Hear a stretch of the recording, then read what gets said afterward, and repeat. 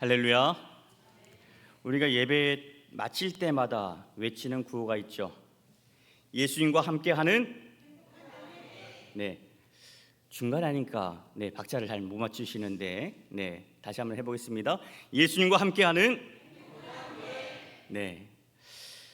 이 고백 안에는요, 우리가 믿음 생활을 하면서 예수님과 동행하고 예수님의 말씀대로 살겠다는 그런 결단이 담겨져 있습니다. 사랑하는 여러분, 지난 한 주 예수님과 함께 행복한 동행하셨습니까? 예수님과 동행한다고 말은 했지만 예수님보다 세상을 더 사랑하고 예수님 말씀보다 내 주장을 앞세우지는 않으셨습니까? 그렇게 살다 보면 나도 모르게 예수님과 멀어지게 되고요, 그리고 마침내 예수님을 놓치게 됩니다. 오늘 말씀에 나오는 제자들이 지금 그런 모습을 보여주고 있습니다. 17절은 예수님께서 예루살렘으로 올라가시는 장면으로 시작하죠. 예수님에게 있어서 예루살렘은요, 영광의 자리가 아닙니다. 환영받는 자리가 아니었습니다. 모욕과 배신과 조롱과 고난이 예비되어 있는 자리였죠. 그리고 죽어야 하는 자리였습니다. 예수님은 앞으로 자신에게 어떤 일이 펼쳐질지 정확하게 알고 계셨어요. 말씀 보실까요? 18절 19절입니다. 보라, 우리가 예루살렘으로 올라가노니 인자가 대제사장들과 서기관들에게 넘겨지매 그들이 죽이기로 결의하고 이방인들에게 넘겨주어 그를 조롱하며 채찍질하며 십자가에 못 박게 할 것이나 제3일에 살아나리라. 예수님은 어쩌다가 고난당하신 게 아니었습니다. 예수님은 여러 사람들에 의해서 모함을 받아 속수무책으로 끌려가신 것도 아니었습니다. 예수님은 자기에게 이런저런 고난이 닥칠 것을 아셨지만 우리를 구원하기 위해서 예루살렘으로 올라가셨습니다. 십자가는요, 예수님에게 어느 날 들이닥쳤던 불행한 그런 사고가 아니라 우리를 사랑하시기 때문에 선택하셨던 순종의 길이었습니다. 고난과 죽음이 쉽다는 사람은 아무도 없습니다. 예수님도 겟세마네 동산에 올라가셔서 이런 기도를 하셨었죠. 내 아버지여, 만일 할만하시거든 이 잔을 내게서 지나가게 하옵소서. 그러나 나의 원대로 마시고 아버지의 원대로 하옵소서. 예수님께서 십자가의 길을 걸으신 이유는 분명합니다. 이 길만이 죄 가운데 죽어가는 우리를 살릴 수 있는 유일한 길이기에 그렇습니다. 예수님께서 죽으러 오셨지만 죽음 그 자체의 목적이 있는 게 아니었어요. 우리를 구원하는 것이 목적이었고 십자가는 그 구원을 이루기 위해서 하나님이 선택하신, 하나님이 준비해 놓으신 길이었습니다. 예수님께서 십자가에 달리시고 제3일에 부활하신다는 말씀은 이번이 처음이 아니었어요. 이미 2번에 걸쳐서 말씀하셨습니다. 첫 번째는 마태복음 16장에 나오죠. 가이사랴 빌립보에서 베드로가 예수님을 향해 이렇게 고백을 했습니다. 주는 그리스도시요 살아계신 하나님의 아들이십니다. 예수님께서 베드로의 고백을 칭찬하시고 내가 이 믿음 위에 내 교회를 세우리라 말씀하셨죠. 그리고 이어서 예루살렘에서 고난을 받고 죽임을 당하고 제3일에 살아날 것도 말씀하셨습니다. 그때 베드로가 어떤 반응을 보였습니까? 예수님을 붙잡고 항변했습니다. 예수님께서 죽으시다니요, 그러시면 안 됩니다. 그런 일은 있어서도 안 되고 설령 그런 일이 생긴다면 제가 목숨을 걸고서라도 예수님을 지켜드리겠습니다 라고 얘기를 했어요. 예수님을 진심으로 사랑해서 한 말이었죠. 그러나 그 안에는 자기 기대와 욕망도 섞여 있었습니다. 예수님이 왕이 되셔야 나도 한 자리 받을 수 있을 터인데, 근데 예수님께서 죽으신다고 하니까 내가 기대했던 바가 물거품 될까 봐 속상한 마음에 예수님 붙잡고 항변했던 거였죠. 그때 예수님께서 베드로에게 호통을 치십니다. 사탄아, 내 뒤로 물러가라. 너는 나를 넘어지게 하는 자로다. 내가 하나님의 일을 행하지 않고 사람의 일을 도모하고 있구나 라고 호통을 치십니다. 그러면서 제자의 길이 무엇인지를 분명하게 가르쳐 주시죠. 마태복음 16장 24절 같이 읽겠습니다. 누구든지 나를 따라오려거든 자기를 부인하고 자기 십자가를 지고 나를 따를 것이니라. 아멘. 예수님의 제자로 사는 것은 예수님을 그리스도로 고백하는 데서 시작합니다. 그러나 그 고백으로 그쳐서는 안 됩니다. 나 예수 믿기 시작했어. 나 예수 믿을 거야. 예수 믿고 있어. 이 고백으로 끝나서는 안 된다는 거예요. 예수님께서 걸어가셨던 그 길을 우리도 걸어가야 하는 겁니다. 입술로는 주를 믿는다고 하면서 우리의 삶으로는 십자가를 부인한다면, 십자가의 고난을 거부한다면 그것은 예수님을 온전히 따르는 게 아닌 거죠. 끊임없이 자기를 부인하고 교만한 마음을 내려놓을 때 비로소 우리는 내 십자가를 지고 예수님을 따라갈 수가 있는 겁니다. 내 뜻보다 예수님의 뜻을 앞세워야 하고요, 내 욕심보다 예수님의 말씀을 선택하라는 거죠. 예수님과 함께 동행하는 길은 내 존재를 부정하라는 그런 길이 아닙니다. 나를 부정하는 길이 아니에요. 나를 가장 사랑하시는 예수님에게 우리의 삶의 주도권을 내어 맡기는 결단입니다. 그래서 고백하는 거예요. 예수님과 함께하는 행복한 동행. 이번 한 주도 예수님과 함께 행복하게 동행하겠습니다. 내 삶의 주인 내가 가지지 않고 예수님께서 내 삶의 주인 되심을 내가 이 고백을 담아서 힘차게 선포합니다. 예수님, 저의 주인이 되어 주십시오. 이러한 고백이 그 안에 담겨져 있는 겁니다. 두 번째 순환 예고는 마태복음 17장에 나옵니다. 예수님께서 변화산에서 내려오신 다음에 귀신 들린 아이를 고쳐주셨죠. 근데 예수님이 오시기 전에 제자들이 고쳐보려고 애썼지만 고치지 못했습니다. 제자들이 물어요. 예수님, 왜 우리는 귀신을 쫓아내지 못한 겁니까? 믿음이 작기 때문이다 라고 말씀하시죠. 그러면서 주시는 말씀이 마태복음 17장 22절 이하입니다. 인자가 장차 사람들의 손에 넘겨져 죽임을 당하고 제3일에 살아나리라 하시니 제자들이 매우 근심하더라. 마가복음 9장에는 제자들이 예수님의 말씀을 깨닫지도 못했고 묻는 것조차 두려워했다라고 기록을 하고 있습니다. 이런 일이 있고 나서 제자들이 예수님에게 묻습니다. 예수님, 천국에서는 누가 큽니까? 예수님은 죽음에 관해서 계속 말씀하시는데 제자들은 여전히 높은 자리에만 탑하고 있었습니다. 예수님은 십자가를 바라보고 계시는데 제자들은 여전히 영광의 자리에만 관심하고 있었던 거죠. 그래서 예수님께서 오늘 십자가와 부활에 관해서 세 번째로 말씀하시는 겁니다. 이번엔 좀 더 구체적으로 말씀하세요. 종교 지도자들에게 넘겨질 것이고 사형 선고를 받을 것이고 이방인들에게 넘겨져서 조롱과 채찍질을 당하게 될 것이고 마침내 십자가에 못 박혀 죽게 될 것이다 라고 말씀하세요. 예수님께서 세 번에 걸쳐 십자가의 죽음과 부활에 관해 말씀하셨지만 제자들은 그때마다 예수님의 말씀을 깨닫지 못했습니다. 첫 번째는 베드로가 예수님의 그 말씀을 가로막았었죠. 두 번째는 누가 큰지로 서로 다투었습니다. 그리고 오늘 세 번째로 말씀하실 때는 야고보와 요한이 예수님께 좋은 자리를 달라고 요구합니다. 예수님은 자신의 생명을 내어줄 것에 관해 말씀하시는데 제자들은 어떻게 해야 좋은 자리를 얻을 수 있는지에만 관심하고 있었습니다. 제자들만 그럴까요? 오늘 우리는 어떻습니까? 예수님은 계속해서 우리에게 내려놓으라고 말씀하시는데 우리는 무엇을 얻을지를 생각합니다.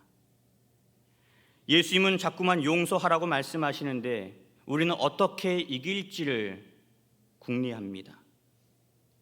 예수님은 겸손하게 낮아져서 섬기라고 말씀하시는데 우리는 왜 나를 알아주지 않느냐면서 그렇게 섭섭해합니다. 혹시 그렇다면 우리가 예수님과 동행하면서 내가 걸어가는 그 길에 내가 원하는 방식에 예수님을 끼워 맞추고 있지는 않은지 여러분 점검해 보셔야 합니다. 주님의 뜻을 구한다고 기도하면서 사실은 내 뜻대로 이루어 달라고 보채고 있지는 않았는지 점검해 보셔야 하는 겁니다. 예수님과 동행하는 길은요, 내가 정한 길로 예수님을 모시고 가는 게 아닙니다. 내가 예수님의 뒤를 따라가는 거예요. 내 생각을 앞세우는 것이 아니고 예수님의 말씀에 따라가는 겁니다. 내가 앞서지 않고 예수님보다 뒤처지지 않으면서 말씀대로 한 걸음 한 걸음 그렇게 따라가는 것, 보폭을 맞추며 동행하는 것, 이것이 행복한 동행입니다. 예수님은 자신이 대제사장들과 서기관들에게 넘겨질 것이다 라고 말씀하세요. 여러분, 이들은 누굽니까? 어떤 사람들이에요? 하나님의 말씀을 누구보다 가장 잘 안다라고 자부했던 사람들이었습니다. 그런데 정작 하나님께서 보내신 메시아를 알아보지 못했습니다. 이들도 예수님이 계신 곳에 있었습니다. 예수님이 행하신 일들을 보았습니다. 예수님이 병자를 고치신 것 보셨습니다. 귀신을 내쫓으신 것 보셨습니다. 천국 복음을 증거하시면서 구원을 선포하신 일을 보았습니다. 그런데 은혜는 받지 못했어요.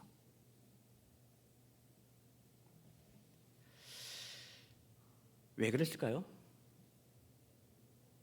하나님에 대해서 잘 알았고 말씀을 잘 알았습니다. 주의 일을 한다는 사람들이었어요. 예수님이 계신 곳에 함께 있습니다. 다 들었습니다. 다 보았습니다. 근데 은혜는 받지 못했어요. 왜냐는 거예요. 말씀보다 자기 자리와 자기 권한에 마음을 빼앗기 때문 아니었습니까?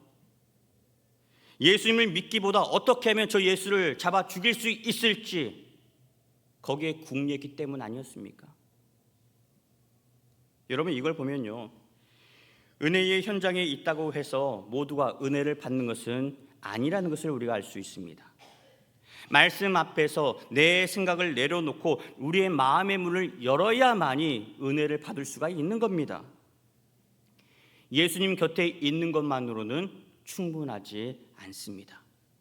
예수님의 마음을 알아야 하는 거예요. 종교 지도자들은 결국 예수님을 죽이기로 결의했고 이방인에게 넘겨주고 말았습니다. 로마 군인들은 예수님의 옷을 벗기고 채찍질하고 조롱하고 가시관을 씌우고 예수님을 십자가에 못 박고 말았습니다. 여러분, 이 모든 일들이 그냥 진행된 일들입니까? 성경의 말씀대로 예수님께서 말씀해 주신 대로 모두 이루어진 일들입니다. 이사야 53장 5절 말씀 같이 한번 보실까요? 같이 읽겠습니다. 그가 찔림은 우리의 허물 때문이요 그가 상함은 우리의 죄악 때문이라. 그가 징계를 받음으로 우리는 평화를 누리고 그가 채찍에 맞음으로 우리는 나음을 받았도다. 예수님이 찔리신 것은요, 예수님에게 죄가 있어서가 아니었습니다. 우리 죄 때문이었어요. 우리 허물 때문이었습니다. 예수님이 상하신 것은요, 예수님이 잘못하셨기 때문이 아니었습니다. 우리 죄악 때문이었습니다. 만왕의 왕이신 예수님께서 네가 유대인의 왕이냐라는 조롱을 받으셨습니다. 침새를 받으셨고 가시관을 쓰셨고 채찍질까지 당하신 다음에 십자가에 달려 죽으셨습니다. 이사야 53장 7절에 나와 있는 것처럼 예수님은 도수장으로 끌려가는 어린 양처럼 잠잠하셨습니다. 따지지 않았습니다. 묻지 않았습니다. 불평하지 않았습니다. 그저히 잠잠히 순종하셨습니다. 예수님에게 능력이 없어서 침묵하신 게 아니었습니다. 고난을 피할 수 없어서 어쩔 수 없이 십자가에 달려 죽으신 게 아니었습니다. 우리를 살리기 위해 자신의 권리를 내려놓으셨고 우리를 구원하기 위해서 스스로 희생 제물이 되어 주셨습니다. 우리를 사랑하셨기 때문이에요. 그러나 예수님의 사역은 죽음으로 끝나지 않았습니다. 예수님 말씀하셨죠. 제3일에 살아나리라. 제3일에 살아나리라. 예수님은 십자가에서 죽으셨지만 죽음을 이기시고 부활하셨습니다. 따라서 이 십자가의 길은 패배의 길이 아닙니다. 절망의 길이 아니에요. 사망의 길이 아닙니다. 부활로 가는 길이었어요. 무덤은 예수님을 가두지 못했습니다. 사망은 예수님을, 부활의 주님을, 생명의 주님을 붙잡아 두지 못했습니다. 예수님은요, 세상의 왕이나 되려고 예루살렘으로 가신 게 아니었습니다. 예수님은 이미 만왕의 왕이셨어요. 세상을 창조하신 창조주 하나님이셨습니다. 그런데 예수님께서 예루살렘으로 가신 이유는 자기 백성을 구원하기 위해서였습니다. 무엇을 통해서요? 십자가를 지심으로. 그렇게 죽으셨습니다. 그러나 하나님은 죽기까지 순종하신 예수님을 다시 살리셨고 만유의 주로 높여주셨습니다. 여러분, 우리가 걸어가는 이 길이 그 길입니다. 예수님과 함께 동행하는 그 길이 그래서 행복한 길이라고 얘기하는 거예요.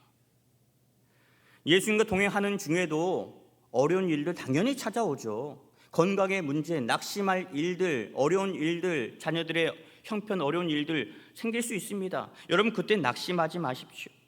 주님과 함께 걷는 십자가의 길에 고난이 찾아올 수 있지만, 십자가가 올 수 있지만 그 길의 끝에는요, 부활이 있습니다. 회복이 있습니다. 하나님께서 이루실 승리가 있기 때문에 우리가 믿음으로 나아가는 거예요. 우리 에클레시아가 고백했던 찬양이 그 길 아니겠습니까? 우리가 그 길을 가리라. 십자가의 길을 가리라. 어떤 조롱이 있어도 어떤 어려움이 있어도 굴하지 않고 나는 그 길을 가리라. 예수님과 함께 그 길을 가리라. 그런데 20절 상반절에 그때에라고 하는 표현이 나오죠. 예수님께서 부활과 십자가의 죽음에 관해서 말씀하고 계실 때 세베대의 아들 야고보와 요한의 어머니가 예수님께 찾아와서 절하며 무언가를 요구합니다. 예수님께서 왕이 되시면 저의 두 아들 하나는 주의 우편에 하나는 주의 좌편에 앉게 해 주십시오. 청탁하러 찾아왔어요. 마가복음에 보면 야고보와 요한이 직접 예수님에게 요청한 것으로 나옵니다. 마가복음 10장 35절 말씀 함께 보실까요? 세베대의 아들 야고보와 요한이 주께 나와 여짜오되 선생님여 무엇이든지 우리가 구하는 바를 우리에게 하여 주시기를 원하옵나이다. 누가 부탁했는지가 중요한 게 아니에요. 이들의 마음이 어디에 있느냐, 이게 중요한 거죠. 예수님은 계속해서 십자가를 향해서 말씀하시는데 제자들은 계속해서 자리만 달라고 요구했습니다. 그러니 이런 제자들을 바라보시는 예수님의 마음이 얼마나 답답하셨을까요? 눈앞에 있는 예루살렘은 영광의 자리가 아니었어요. 죽으러 가는 자리였습니다. 예수님께서 그것을 3번이나 가르쳐 주셨지만 제자들은 여전히 예수님의 마음을 헤아리지 못했습니다. 그러나 예수님도 그런 제자들을 포기하지 않으십니다. 꾸짖지만 않으시고 다시 가르쳐 주십니다. 우리도 마찬가지예요. 우리가 하나님 앞에 나와 예배드리는 게 한두 번입니까? 우리가 말씀을 여러 번 들어도 깨닫지 못하고 같은 실수를 반복할 때가 있죠. 그렇다고 해서 우리 하나님이 우리를 포기하셨습니까? 예수님은 우리를 포기하지 않으세요. 하나님은 우리를 포기하지 않으십니다. 다시 부르시고요, 다시 말씀하시고요, 다시 주님의 길로 이끌어 가고 계십니다. 오늘 부르신 것도 마찬가지예요. 세상을 향해 달려가는 인생이 아니라 어떻게 하면 하나님의 말씀을 붙잡고 살아갈 수 있는지, 무엇이 하나님의 뜻인지를 가르쳐 주시기 위해서 오늘도 불러주셨다라고 하는 거죠. 예수님께서 물으십니다. 22절, 너희는 너희가 구하는 것을 알지 못하는도다. 내가 마시려는 잔을 너희가 마실 수 있느냐. 여기서 잔은 예수님께서 감당하셔야 될 십자가의 고난, 죽음의 잔이었습니다. 우리가 감당해야 될 그 죄값을 예수님께서 친히 감당하시겠다라고 하는 거예요. 이걸 너희가 감당할 수 있겠느냐? 야고보와 요한이 대답하죠. 그럼요, 할 수 있나이다. 이들은 잔의 의미를 알지 못했습니다. 고난을 생각하지 않았고 그저 영광만 바라보았습니다. 십자가는 바라보지 않고 그저 찬란한 보좌 좌우편만 바라본 것이죠. 예수님은 이들이 훗날 고난을 받게 된다는 말씀과 함께 너희가 말했던 그 자리는 내가 주는 것이 아니고 하나님 아버지께서 정하신 자리다라고 말씀하십니다. 영광의 자리는요, 인간의 야망이나 청탁으로 얻는 것이 아니고 하나님의 은혜로 주어지는 자리라고 말씀해 주신 거죠. 그랬더니 24절 어떤 일이 벌어집니까? 10 제자가 듣고 그 두 형제에 대하여 분이 여겼다라고 말씀하고 있어요. 야고보와 요한만 그 자리를 탐하고 있었던 게 아닌 거죠. 나머지 10명의 제자들도 그 자리를 탐하고 있었습니다. 근데 야고보와 요한이 먼저 선수 치니까 화가 난 거예요. 예수님의 왼편 오른편 가만두니까 야고보와 요한이 차지할 것 같거든요. 그래서 분한 마음이 들었던 것입니다. 세상은요, 힘 있는 사람 중심으로 그리고 물질이 많은 사람을 중심으로 돌아갑니다. 그래서 저마다 힘과 권세를 얻으려고 그래서 애쓰는 거 아닙니까? 이때 예수님께서 제자들에게 무슨 말씀을 하셨는지 보실까요? 26절 상반절입니다.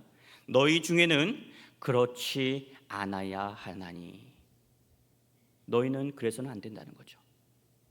예수 믿는 사람과 교회는 세상과 달라야 한다고 말씀하십니다. 왜냐하면 교회는 세상의 방식대로 돌아가는 공동체가 아니기 때문에 그렇습니다. 십자가를 지신 예수님을 닮아가는 공동체이기에 그렇습니다.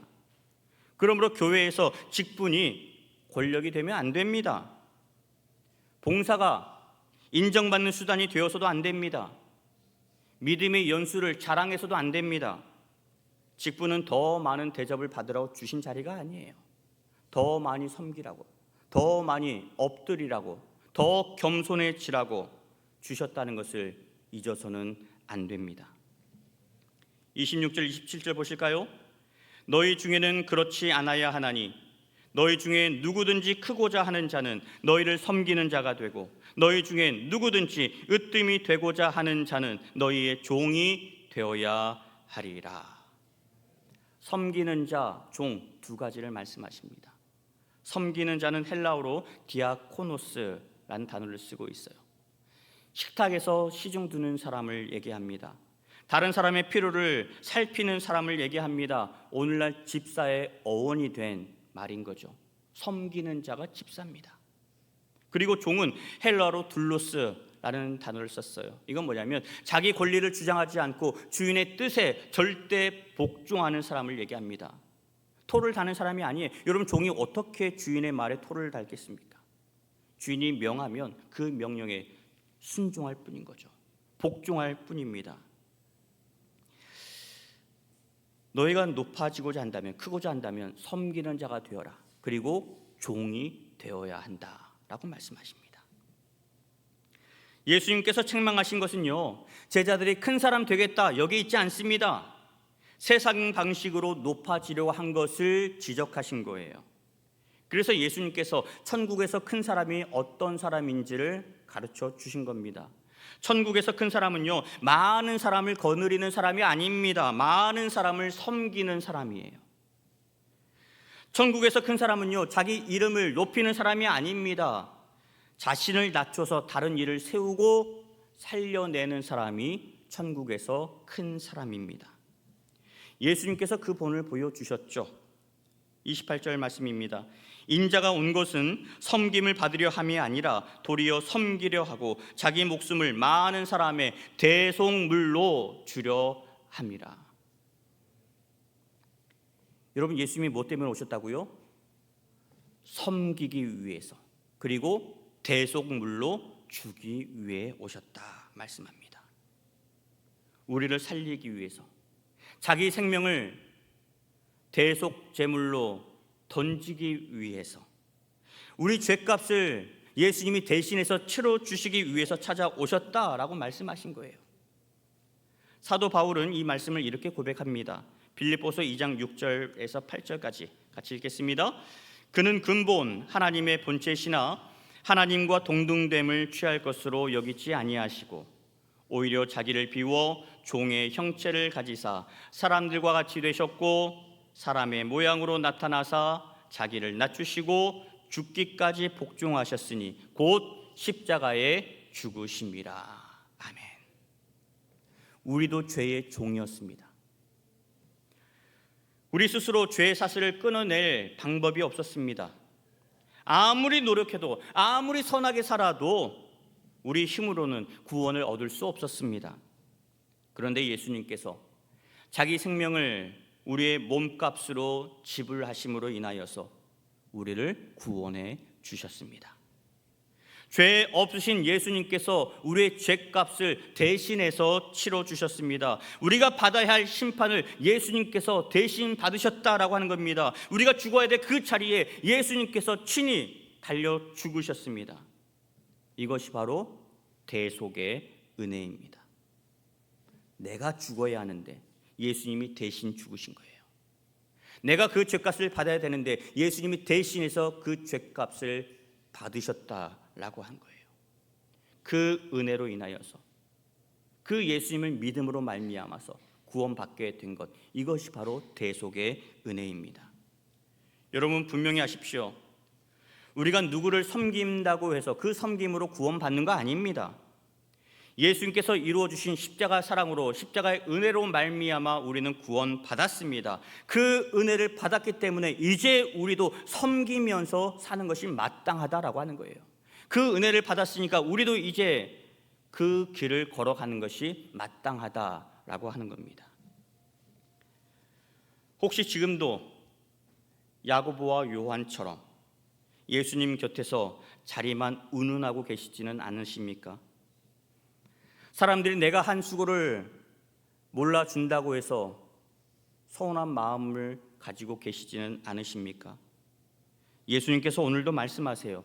너희 중에는 그렇지 않아야 하나니. 세상 사람들은 서운해할 수 있습니다. 그러나 구원의 은혜를 입었다면 너희는 그래서는 안 된다라고 말씀하세요. 예수님께서 오신 이유, 우리를 살리고 섬기기 위해서였습니다.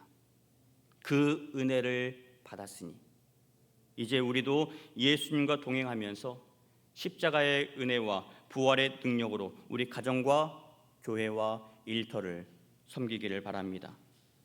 그 길에 예수님보다 앞서지 마시고요, 예수님에게서 멀어지지도 마십시오. 우리를 위해 십자가를 지시고 우리를 끝까지 사랑하셨던 예수님의 손을 붙잡고 하나님의 영광만을 드러내는 우리 제주 동부교회 모든 성도 될 수 있기를 우리 구주 예수 그리스도의 이름으로 간절히 축원합니다.